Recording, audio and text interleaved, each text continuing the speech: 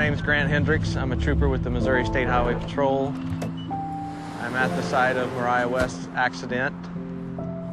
Mariah's vehicle traveled across this median and ended in striking the bridge that you can see behind me. When I got to the scene, her face was disfigured from sliding down the roadway. It's funny, the first thing I noticed about her was her shoes. Lying in the roadway in a large pool of blood, I noticed her shoes, and I thought, this is a young girl. That's the first thing I thought when I saw this. And at that point is when I noticed her cap and gown was still in her car. She was going to graduate the next day. It was just a really horrific scene. All because of a senseless text message.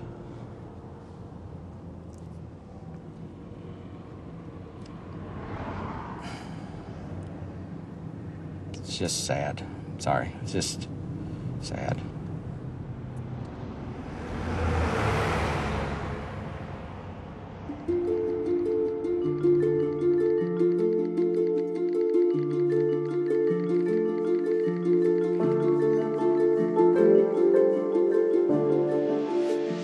Ashley would text hundreds of messages every day. That was the way we kept in touch.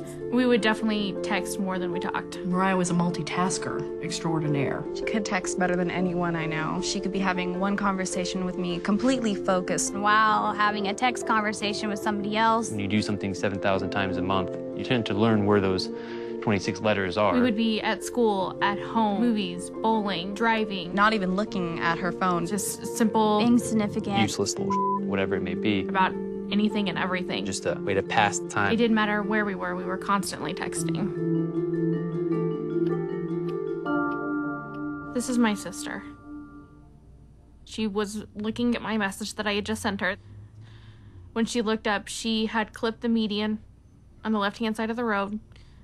Her truck flipped, and as it was flipping, she was actually ejected through the driver's side door, and she landed in the ditch about 300 feet from her truck. People will tell you over and over again, it's not your fault. But knowing that you were the person that she was talking to when she was killed. Just knowing, having a highway patrol officer write in a report that a text message sent at 12:05 is the reason that she is dead is not something that will ever go away. If I could talk to her one last time, I would just say I'm sorry.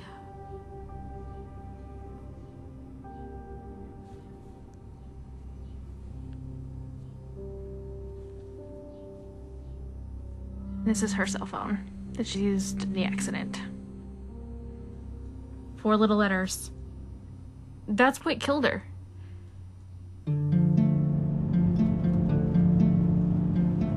never really think about it, but people associate drinking and driving as a dangerous thing. Your vision's impaired, your judgment's impaired. But if you look at texting and driving, your vision's not even there. You're not even looking at the road.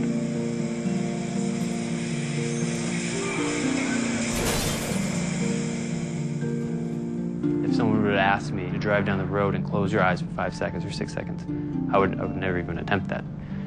But then if someone asks, read this text message and respond to that in about the same length of time, well, that would be no problem. I'd done that numerous times in the past before this accident. I was on my way home. I had my girlfriend in the car, and I'm just reading a text message, responding. I was looking up every couple seconds or so, like I always did. And I just hear a loud scream next to me, and the next second I look up and I see a bicyclist crashing the windshield.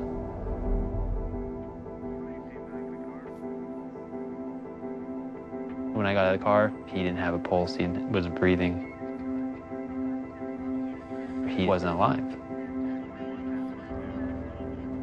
There are no words to describe the level of grief, the level of depression and self-hatred I was going through. My first year of college, I just remember one girl recognizing me and saying, "Oh, I remember hearing about you. You're that guy who hit the bicyclist because you were texting and driving. That was actually the day before I ended up going to the hospital for emotional problems. I sent one stupid, meaningless text, LOL, and killed the man.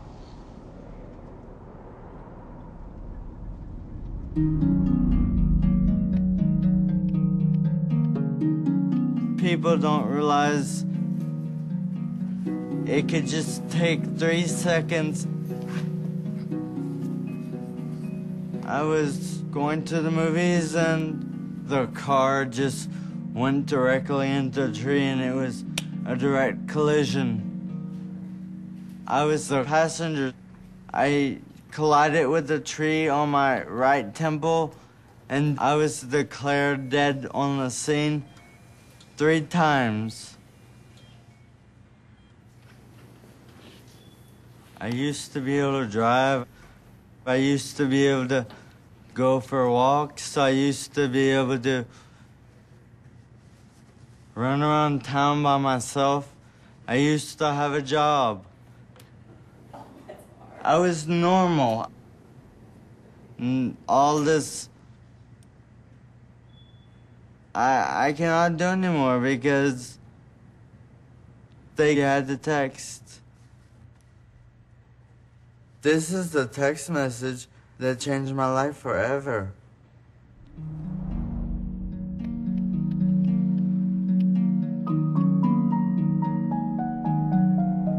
The day before her graduation, my daughter drove to go meet a boy, and she never made it. Today, she would have been 19 years old, exactly.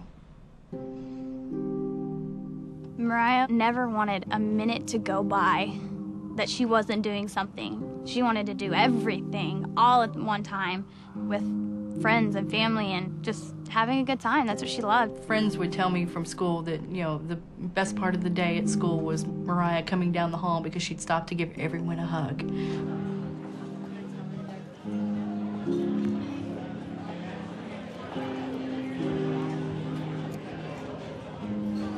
Okay, guys, in honor of Mariah.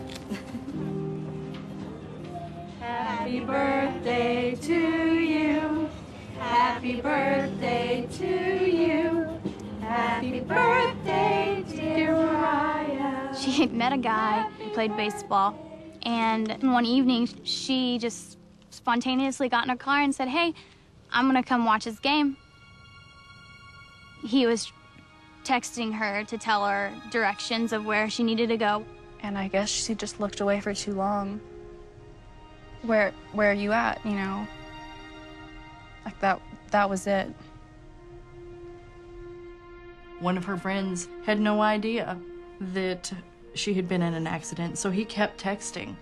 We ended up having to send him a text back to say, please stop. She's in critical condition in the hospital, and we don't know if she'll even make it. She always worked her magic, you know, and still to this day, without her being here, she's so much still a part of our lives every day. She was our sunshine. She really was.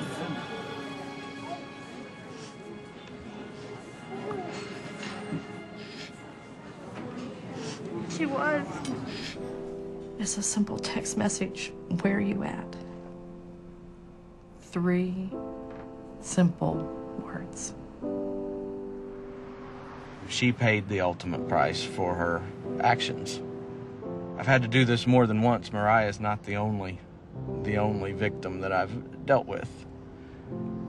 And it never gets any easier. And it won't get any easier. What is worth losing your life over? That text message